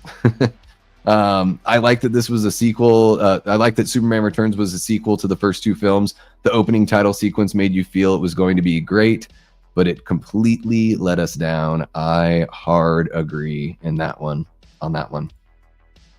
I like the Andrew Garfield stuff in Far From Home. He's always been the best to me. I really like him as well. Like, I think he's probably my favorite Spider-Man as well. Unfortunately, that second movie he was in was a total friggin' mess. But I did really like the first one with the lizard. And yeah, I've got nothing against Andrew Garfield. I love his performance as he's kind of like a cool version of Peter. I've heard that as a complaint, that he's just a bit too cool, skateboarding and all that stuff. But I really liked that it had a little bit of a different flavor, and love what Garfield brought to the role. Ooh, Jamie brings up Showgirls. I've not seen Showgirls. I know, I'm terrible. Jamie says, Showgirls, it's a terrible movie, but the end when she kicks the dude's butt, that was awesome. I'll have to check it out. Is it Jesse from Saved by the Bell? And who's the character she beats up? Let me know. Oh, Far From Home from 2019, not No Way Home. See, that's the thing about the way that they named those second two movies, is I can get them confused. Far From Home, you know what? I never even saw that one. I totally skipped that one. I went from Homecoming to No Way Home. I love TASM2. It's my The Amazing Spider-Man 2. Second favorite in the franchise, and Andrew is my favorite Spider-Man too. I felt like with that second Amazing Spider-Man, there were some good scenes there, but it seemed like really over bloated, and like it already had reached the kind of Batman and Robin, like too many bad guys kind of itis, that those movies can get. Take care, Herbert. Thank you so much for kicking it with us, man. Really appreciate you. Let's see here. Melanie says, I know there's something I liked about the Hulk movie from 2003, but I can't remember. I just know it was not a great movie to me. Is that the one with Eric Bana? I'm trying to think if there was something I liked in that movie, because that movie is really rough, unfortunately. I liked that Ang Lee did some of that like comic book editing. It was sort of novel at the time, but now it doesn't. I don't know if it's aged that well, Melanie. But yeah, I'm not a fan of the Eric Bana Hulk movie, but I do enjoy The Incredible Hulk with Edward Norton. And I know it veers a little further away from the comics. It's a little more like the television show from the 70s and 80s. But I really dig The Incredible Hulk with Edward Norton. He's so much more interesting than Mark Ruffalo. I don't like Mark Ruffalo as Bruce Banner. And yeah, just not a fan of that performance. Let's see here. Destiny's gotta watch Showgirls as well. Yes, Jessie from Saved by the Bell. I can't tell you who she beats up because it will ruin the movie. Okay. All right. Another terrible movie to put on the list. Is I'll Always Know What You Did Last Summer bad? I've heard it is. I've intentionally not watched it because I've heard it's so bad. Yeah, for sure. Yeah, Eric Bana, no good. Eric Bana does that like everything I say is in this voice kind of like acting performance that he seems to do in a lot of his movies. He did it in Troy. It's another really bad movie. Hack-O-Lantern is horrible. I love it. I've never seen Hack-O-Lantern. Let's see here. No Way Home had more villains than True. They did a little something different with it, though. It wasn't the traditional, like, you're just going along and, you know, like opening up the multiverse to bring in those different versions of the villains. I thought was a good way of doing it in No Way Home. I like that Electro like felt like Electro, whereas in The Amazing Spider-Man 2, he didn't really feel like Electro to me. Ruffalo might be, yeah, I think better than Eric Bana. Yeah, not better than Edward Norton, though. Good to know. I will avoid it. And honestly, just boring. I Always Know isn't bad. It's fun, but I Still Always Know is awful. I have a lot of fun with I Still Know What You Did Last Summer. Yeah, I have a fun time with that one. Not every moment, but I dig it for what it is. And then, guys, moving from Superman Returns to another comic book movie, X-Men: The Last Stand, the Brett Ratner X-Men movie, which, man, had so much promise coming off the back of X2, which is still one of my favorite comic book movies of all time. The great scene I can think of in X-Men: The Last Stand is seeing the X-Men in the Danger Room. You know, Colossus doing that move where he throws Wolverine on top of the Sentinel, and you actually get to see them exercising in the Danger Room. That was something that I always wanted to see on screen. I loved those scenes in the Fox Kids cartoon from that X-Men TV show. But man, X-Men: The Last Stand, talk about overbloated and just a movie that it's like something is missing.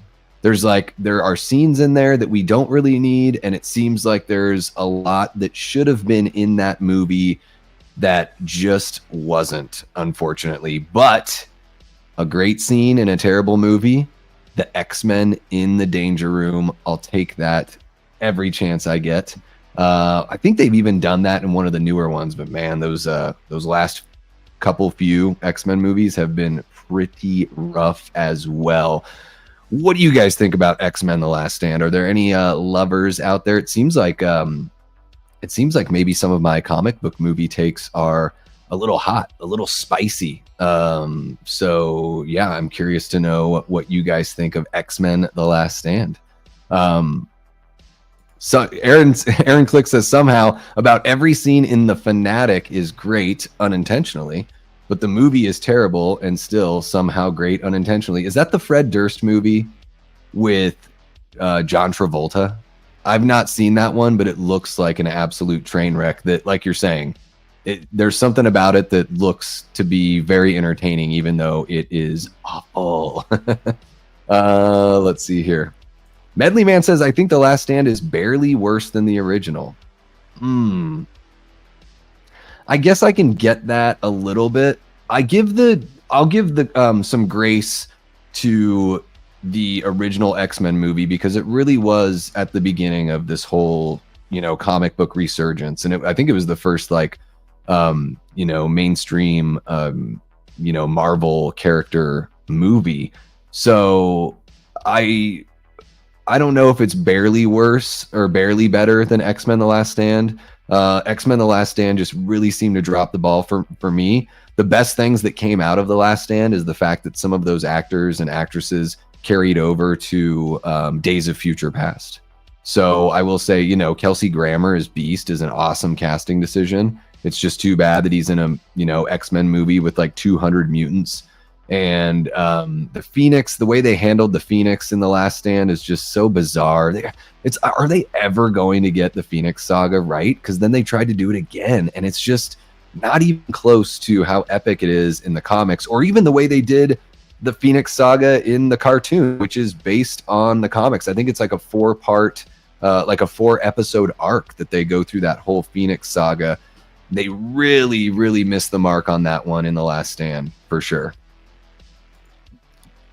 It's been a while since I've seen the original, so maybe if I watched it again, I would feel a little bit different, for sure. Yeah, X2 is I still think X2 and then Sam Raimi's Spider-Man 2, those are two of my favorite comic book movies still, you know.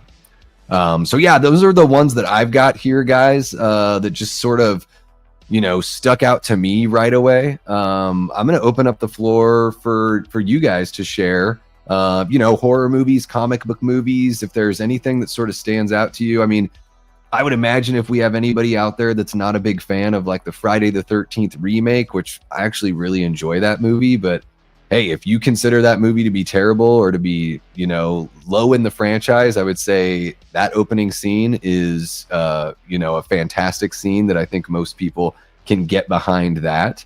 It's a nice little kind of proof of concept, almost like a little mini movie at the beginning of that Friday the 13th 09. But again, I really like that movie. But if you're not a fan, then maybe that's one that kind of qualifies for you.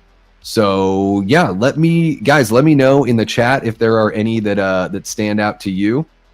I'm going to go ahead and close the poll here. We have 40 votes. 68% of people prefer the 9 p.m. Eastern start time for Late Night with the Davey. So we will just keep on rolling with that. Really appreciate everybody that participated in that poll there. T. Parker says, Thor Love and Thunder is the Halloween resurrection of the MCU. Dude, so many of these like later Marvel movies, I didn't even give a chance. Like, I didn't even watch Thor Love and Thunder because maybe this is another comic book movie hot take from me. I really didn't enjoy Ragnarok. Like, I thought there was way too much weird humor.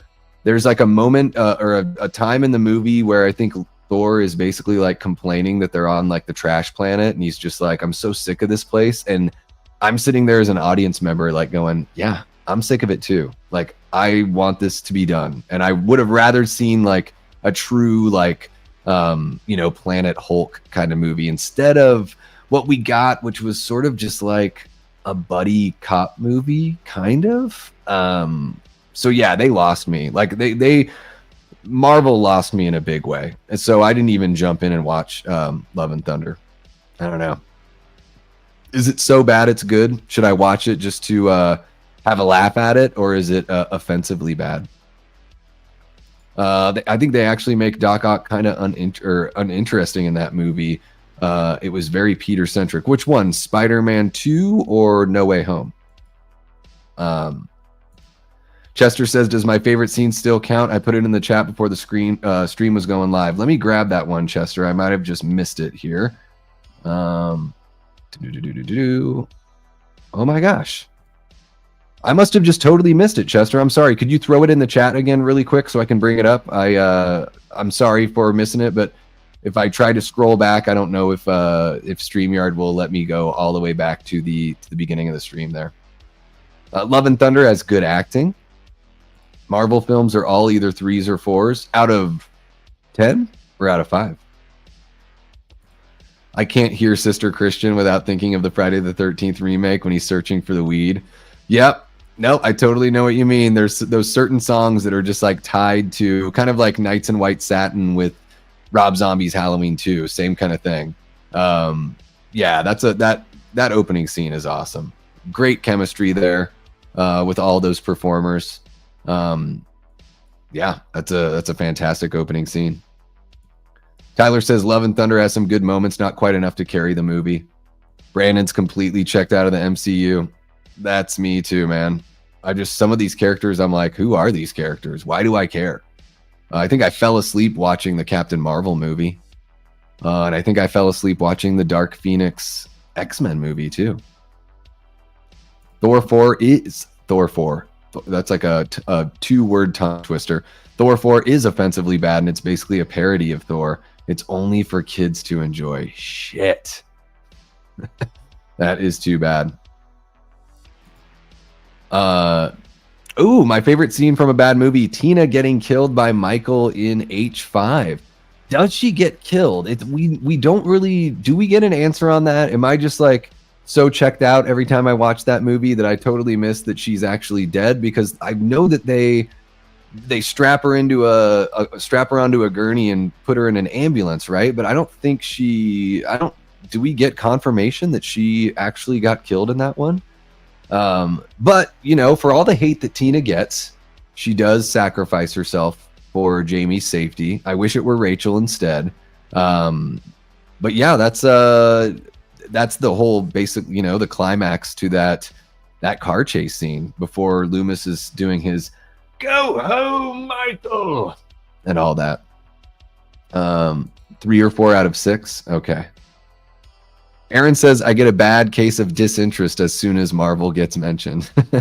So you're not going to be watching Doomsday May 2026, huh? Yeah, they got a little oversaturated, huh? I think so. I think so, for sure. Oh, man, is her arm hanging off? I'm going to look it up. I'm going to Google it and see what Google says. Does Tina die in Halloween 5? Let's see if we can get a definitive answer. The AI overview on Google says, yes, Tina dies in Halloween 5 when she sacrifices herself to save Jamie and Michael then stabs her. Okay. All right. Tina jumps in front of Jamie, screaming her name and grabbing Michael's arm. Stabbed by Michael, her last words being another warning for Jamie to run. Okay. The Haddonfield police arrive later and find Tina's body, placing it on a stretcher. So I guess I was confused because she doesn't get put in a body bag. I know that's pretty dark. Let's see here. The internet confirms she's dead. Yep. Some awful visual effects. Speaking of, Daredevil Born Again has terrible digi-double animation, completely betrays physics and natural human movement a lot. The first episode is riddled with it, kind of like the CG in the Daredevil movie with Ben Affleck, but at least that has the excuse of coming out, 20 years ago or something like that? And I think in that Daredevil movie, they tried to do everything practically, you know, as much as they could with wire work and all that stuff too. Yeah, I'm totally checked out on all the Marvel TV shows. I got rid of my Disney Plus subscription like a couple years ago, something like that. There you go. Dez is going to check the kill count just to make sure. Hey, what's happening, Brett? Great to see you, my guy. Hope you are doing well. Yeah, we're just sort of wrapping up our conversation here, talking about great scenes in terrible movies. You can always scrub it on back if you want to see. Or, Brett, is there a movie you can think of that you're not very fond of, but maybe there's a scene or two that really stick out to you as, you know, maybe those are the reasons why you keep on going back. T. Parker claps every time Tina dies in Halloween 5. Do you just like rewind it and watch it again, just over and over again? Brandon says, I think Tina could have survived that, just like Jill could have survived the scalpel to her lower back in Halloween 2. Ooh, yeah. She might be paralyzed, but she could have survived. Tina's last words were actually ba-ba-dum, bum-ba-dum, ba-ba-dum, ba-ba-dum. The line of Tina's that really stands out to me is when Loomis is like, please, Tina, be sensible. And she's like, I'm never sensible if I can help it. I don't know why. That just really stands out to me as like, what the hell? But again, the actress did not write the script. She does what she can with what she was given, and she is totally gorgeous. I mean, she is beautiful. Medley Man says, I think Tina's death is a way to try and make her deep by changing her attitude around, but it just doesn't mean anything beyond surface level. I agree with you there, Medley Man. They're trying to, like, she didn't really earn it. Yeah. It would have been so much better if that was just Rachel and we could have gotten rid of Tina earlier on in the film. I mean, I kind of get when Dominic Othen-Gerard said he wanted to kind of pull like a Psycho kind of and get rid of Rachel early on to shock the audience, maybe make us think that anything could happen. I understand that is what he's going for, but I don't agree with it at all. T. Parker did like WandaVision and Agatha all along, but those were the only Disney Plus shows he watched. Yeah, the first season of Loki had some really cool, like, little tidbits, and it was fun enough, you know, for what it was. It started to kind of slip towards the end, but I really liked Owen Wilson in that show, for sure. Chester says, every time I watch H5, I always rewind to Tina's death. So you get a couple of those in there. Oh, yeah. A good actor can give a horrible performance if the director sucks. That's absolutely true. I've seen that in a lot of movies where you're just like, what happened? Like, this person's a way better actor than the juice that the director's trying to squeeze out of them is just rancid, unfortunately. Maybe that is the reason why, ultimately, Medley Man, that it was just cheaper to keep that actress around. Yeah. There you go. Brett's bringing up one that we had mentioned earlier here, and Jason Goes to Hell. That shot of the Freddy glove pulling down the mask, and you get that Freddy chuckle. And I'm sure you guys know this, but fun fact, that's actually Kane Hodder's hand reaching up to grab the hockey mask. So technically, Kane Hodder also played Freddy Krueger. Technically. Melanie says, I think Tina would have been loved more had she sacrificed herself for Jamie and Rachel instead. Well, I mean, she does sacrifice herself for Jamie, but yeah, it's just not really. She's a selfish character the whole way through the movie. And then just at the very last second jumps in to do that, that final act, which is just ultimately, I don't know, too little too late, I think. What's happening, Eli, one of our great channel members and Death Squad mods, a pillar of the community. Hope you're doing well, Eli. What's a great scene from a terrible movie that jumps right out to you? It doesn't have to be horror. It can be anything. We talked Jaws the Revenge, Halloween 5, Jason Goes to Hell, Manos, The Hands of Fate. I even talked Superman Returns, X-Men The Last Stand. Is there some movie that you're not a fan of, but maybe you're a fan of like a scene or two? Let me know, Eli. I used to think Nicolas Cage was a bad actor, but now Longlegs exists. He's one of those guys that, like, Matchstick Men, he's really good in that. Adaptation, he's great in adaptation.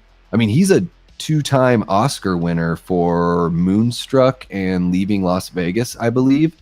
So he has really great performances in there, but there was a time in his life where he was just kind of taking whatever roles he could get, and then when you do that, you're going to get some pretty bad roles. And I will say this for how like cheesy and everything those National Treasure movies are.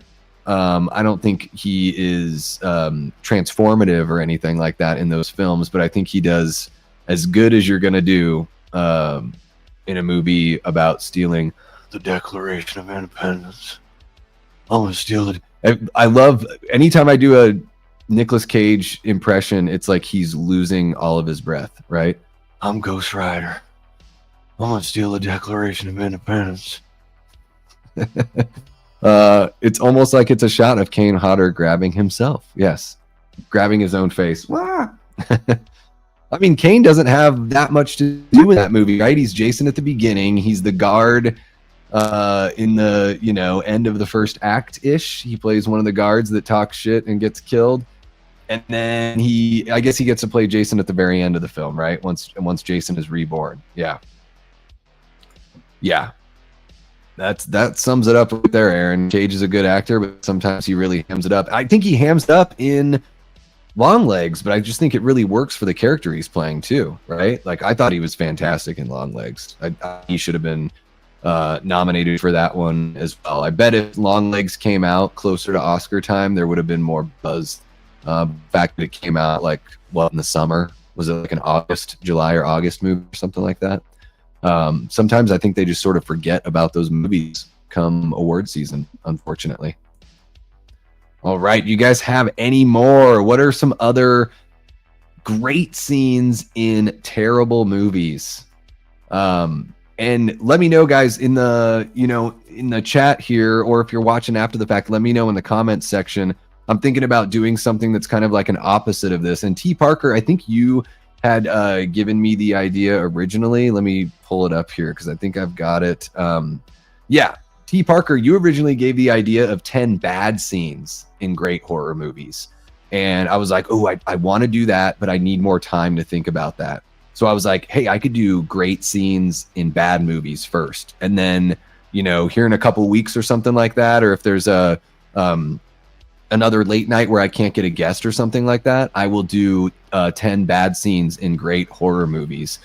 So maybe I should do like it might be kind of fun, maybe do a post for you guys where you guys can jump into the comment section on the post and you guys can tell me some of your favorite scene or bad scenes in some of your favorite movies, you know, like a movie where you're just like, God, I love this movie so much, but what the hell is going on there? Like Rob Zombie's Halloween 2, right? Like director's cut. Like I love that movie so much, but what the hell's with Michael saying die at the end of it? Why do we need Michael to talk? And why do we need him to say the cheesiest thing? It's almost like the equivalent of screaming, like falling to your knees and screaming no, is Michael saying die at the end of the director's cut of Rob Zombie's Halloween 2, which again is a movie that I have a lot of love for. But yeah, T. Parker, the bad scenes in great horror movies is coming up. I don't know if you guys also saw, I've got a stream lined up for Friday where we're going to kind of do the opposite of what we did last Friday. I had a lot of fun chatting with you guys about great horror sequels. And so this coming Friday, we're going to talk about the worst horror sequels. So I'll do a post for that one as well so you guys can chime in, and then I can throw some of these into, you know, I can create banners here on StreamYard so I can throw them into the chat, even if you guys aren't able to hop into the stream. You know, you can catch it on a replay and have your voices be heard on that one. Let's see here. Cage is killer in Mandy. He's amazing in Raising Arizona. Yes. Trapped in Paradise is a total gem. Is that John Lovitz and Dana Carvey are in that one as well? Yeah, Trapped in Paradise is good. Thank you so much for kicking it with us, Brandon. Really appreciate you, man. Have a great rest of your night, and we'll see you next time. T. Parker says, Nick's performance in Longlegs didn't work for me at all. Took me out of the movie, but I love his performance in Renfield. That's one that I have not yet seen. I need to check that one out. Obviously, the end of the OG Friday the 13th is awesome. Yeah, I think you could, you know, I if we're putting terrible in quotes, because, you know, it's pretty, I don't know, I think it's a pretty popular opinion that even though the original Friday the 13th isn't like a bad movie, I think for a lot of people it's nowhere near the top of the franchise for them. And yeah, I mean, the end is pretty damn epic. Yeah, I love that end. I like the beginning too. I like the whole like Michael, row your boat ashore, and then the two teens getting it on and then getting killed. I think that's a pretty good scene as well. It does carry the film, yeah, and it really wraps up just the whole like the mood and atmosphere of that movie. Chester loved Nicolas Cage in Con Air. That's another one of those action movies from that that era that I did not watch. I never watched Con Air. Awesome, Aaron. Yeah, once we're done with the stream here, we'll probably be wrapping up in the next 10 minutes or so for this edition of Late Night with the Davey. But yeah, I will get a couple posts going. So guys, keep an eye out. If you don't have notifications set on the channel, then click that notification bell so you can be alerted when I, you know, drop new streams, when I'm about to go live, and then of course when I make posts, so you guys can either vote in a poll or jump down in the comments section and contribute to these subsequent streams.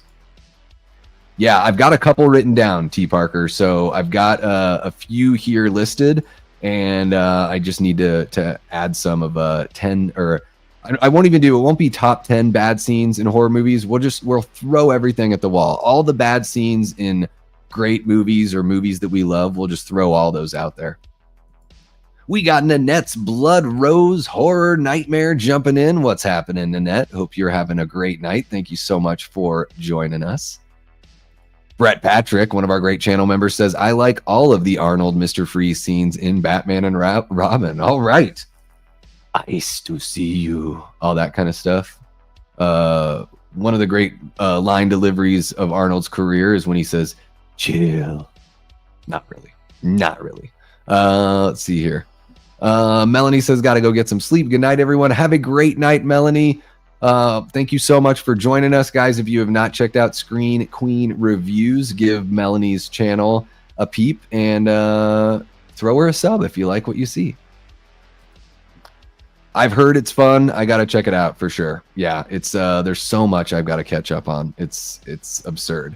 I did watch Brain Scan. I think it was last Friday. I put a poll up in the chat for a first time horror movie watch for me. I did watch Brain Scan. I'm thinking about doing just like a quick little short kind of review. That way I won't dive too much into it here.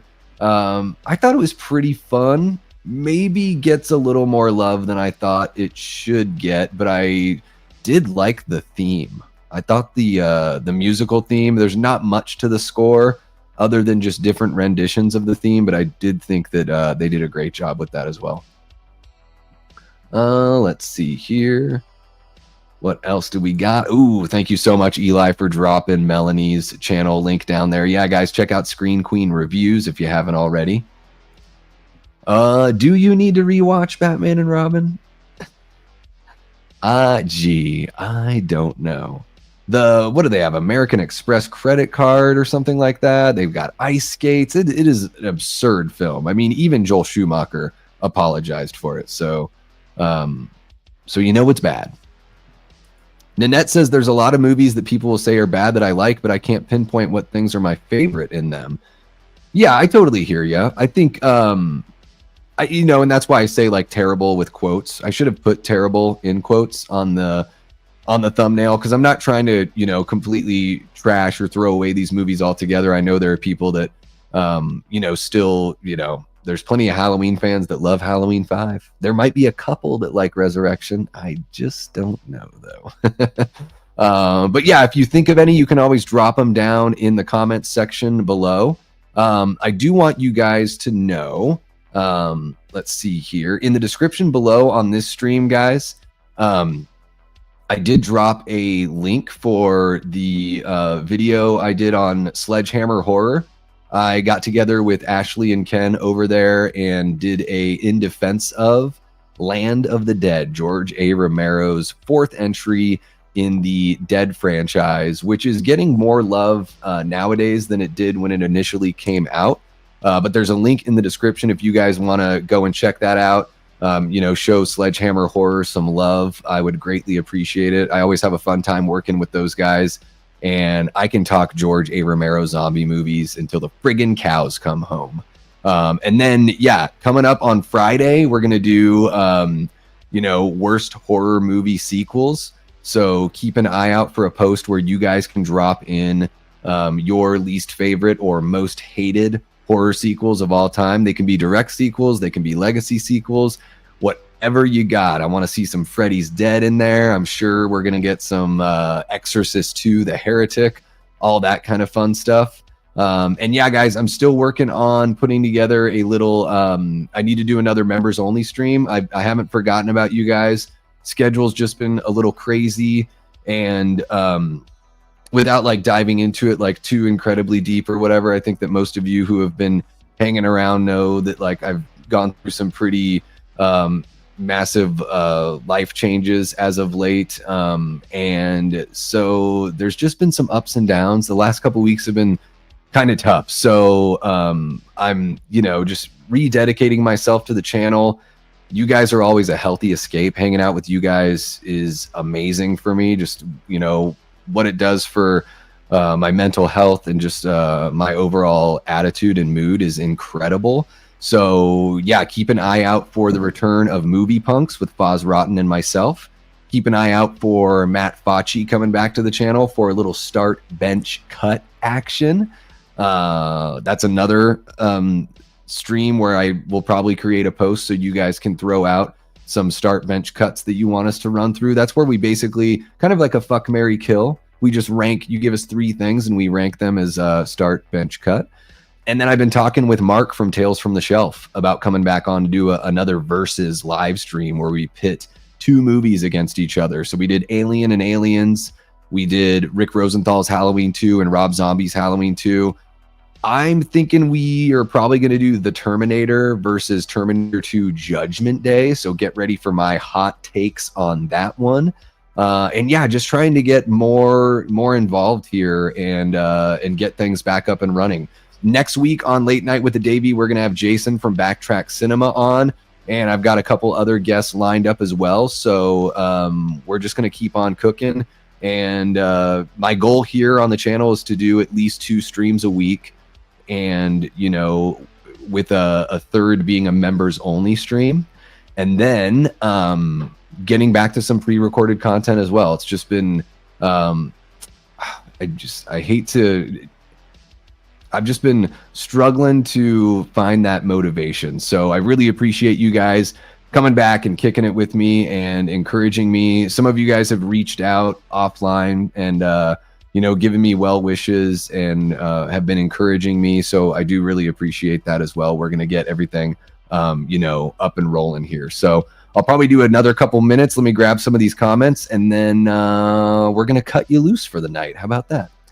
Nanette says, yes, I like Halloween 5 and I also like Resurrection. As a matter of fact, there is not a single Halloween movie that's been made until 2018 that I didn't like, and all of the 3 that goes with that. Oh, so you don't like any of the David Gordon Green movies, Nanette? Are there any scenes in those movies that you enjoy? I really like those movies, but I totally understand that they're not everyone's cup of tea. Thank you so much, Eli. I really appreciate you, man. Yeah, we got to get back on that horse. You know, it's the only way that I'm going to, you know, heal and get better is to lean into the things that are positive and the things that are working in my life. So I really appreciate your guys' patience and just being really awesome. And of course, being encouraging like you guys always are. Thank you so much, Chester. Really appreciate you. Nanette says, here's one that people do not like. Speaking of movies people hate that I really like is Jason Goes to Hell. Yeah, we talked a little bit about Jason Goes to Hell. I love that opening scene. I love that diner massacre. All of those practical effects in that last act of the movie I really enjoy as well. But yeah, that movie does get a lot of hate. I rank it towards the end of the franchise, but there's certain things in there that I really do enjoy. Thank you so much, Eli. Yeah, guys, don't forget to slash that like button, sub to this amazing channel, and consider becoming a member of the Death Squad for some extra perks. Yeah, guys, just 99 cents a month gets you channel membership. And on Friday night, I was going to do it tonight, but I figure Friday we're going to maybe have the potential to have a wider audience. Wider audience, not whiter audience. I'm going to be doing a channel membership giveaway. We're going to give away 10 channel memberships on Fridays. So keep an eye out for that. And I think if you're on the stream, it will increase your likelihood to get one of those free channel memberships, or if you just engage with the channel more. So if you're not subscribed yet, go ahead and hit that sub button, and you know, we may you know, you may end up getting that little email, that notification on your phone letting you know that you've become a channel member. Nanette says, I do not like any of the movies except for the third one, Halloween Ends, and the only part of the movie I like was Corey Cunningham. I love Corey Cunningham. Yeah, I'm a huge Halloween Ends fan. I like all those David Gordon Green movies. I mean, you know, they're all in the top 5 for me, with Halloween Ends probably being my second or third favorite in the franchise. So yeah.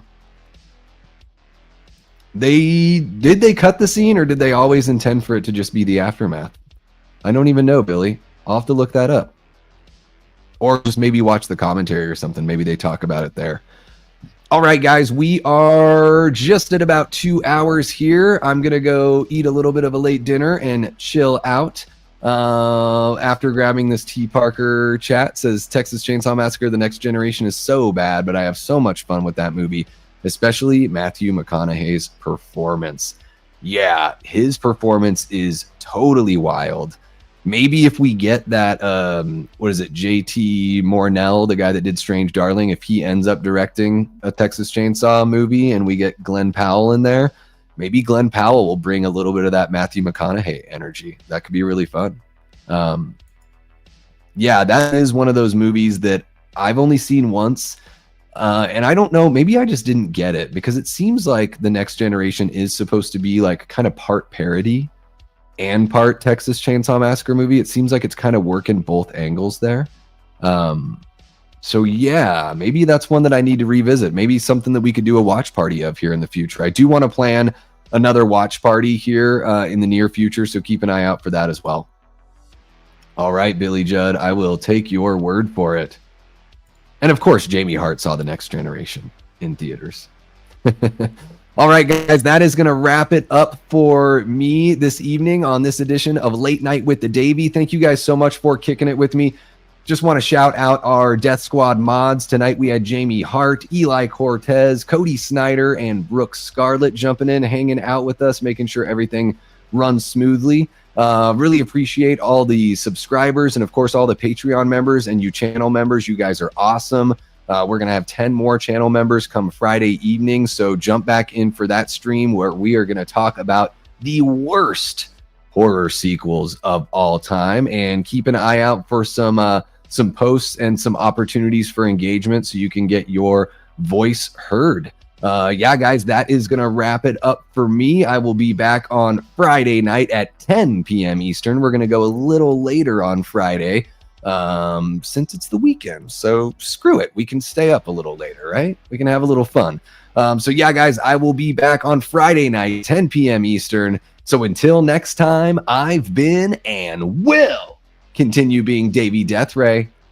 Take care.